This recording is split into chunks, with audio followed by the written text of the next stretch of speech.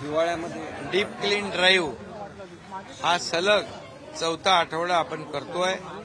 याचे परिणाम सकारात्मक आहेत.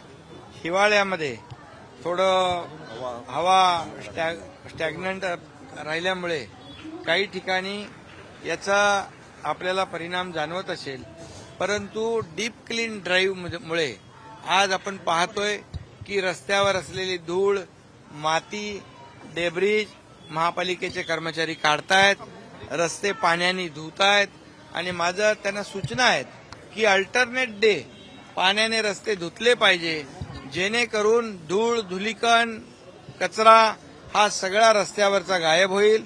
फॉगर पाण्याचे लावलेले आहेत, हवेतले धुलीकण देखील खाली येतील. त्याचबरोबर अँटी स्मोक गन देखील या ठिकाणी वापरतायत. मी या ठिकाणी एवढंच सांगू इच्छितो, मेकॅनाइज स्वीपिंग देखील सुरू आहे. ते सक्शन मशीन पण लावलेलं आहे. एअर जे आपले प्युरिफायर जे आहेत ते देखील आपण मागवलेत. एअर प्युरिफायर आले काय सुधाकर? आणि त्याबरोबर या ठिकाणी जे हवेतलं प्रदूषण कमी करण्यासंदर्भात ज्या ज्या काही उपाययोजना करायच्या त्या महापालिका या ठिकाणी करते. त्यांना मी टप्प्याटप्प्याने 1000 टँकर पाण्याचे भाड्याने घ्यायला सांगितले, परंतु हे पिण्याचं पाणी वापरता येणार नाही, वापरत नाहीत. रिसायकल केलेलं पाणी, बोरिंगचं पाणी, जुन्या विहिरींचं पाणी यामध्ये वापरलं जातंय, जेणेकरून पिण्याच्या पाण्याचा देखील गैरवापर होणार नाही याची काळजी आपण घेतोय. पूर्ण मुंबई या डीप क्लीन ड्राईव्हमध्ये आपल्याला दृश्य स्वरूपामध्ये येणाऱ्या काळामध्ये आपल्याला पाहायला मिळेल. मुंबई इंटरनॅशनल सिटी आहे, जगभरातले टुरिस्ट इथे येतात आणि म्हणून मुंबईमधले रोड, फुटपाथ, गटर्स, नाले, पब्लिक टॉयलेट, मेन रोड, अंतर्गत रस्ते, गल्लीबोळातले रस्ते हे सगळं स्वच्छ करण्याच्या सूचना मी दिलेल्या आहेत.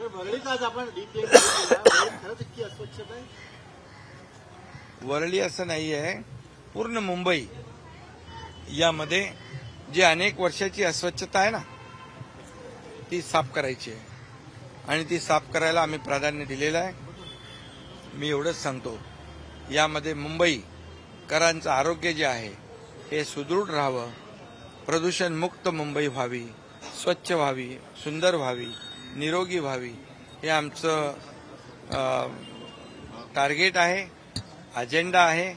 त्यामुळे कुणाला काय वाटतं यापेक्षा मुंबईकरांना काय वाटतं याला आमचं महत्त्व आहे.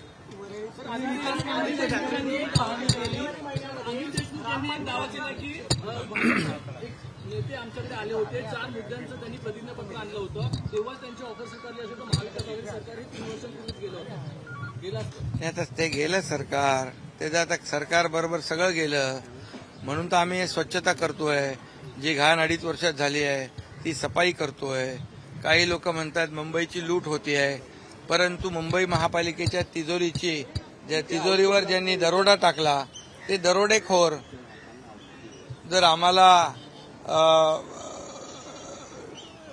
आरोप करत असतील तर ही जी काय स्वच्छता ही मुंबईकरांसाठी करतोय आम्ही. आणि त्यामुळे खरं म्हणजे हे डीप क्लीन जे आहे त्या विरोधकांना वाटतंय आपलं येणाऱ्या निवडणुकीमध्ये क्लीन स्वीप होऊ या भीतीने त्यांची भंभेरी उडालेली आहे.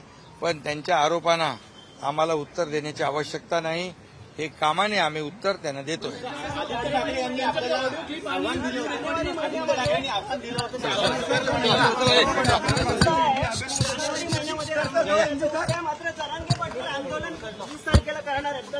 नाही, यामध्ये मी एकच सांगतो की कालच सुप्रीम कोर्टाने एक मराठा समाजाला दिलासादायक निर्णय घेतलाय.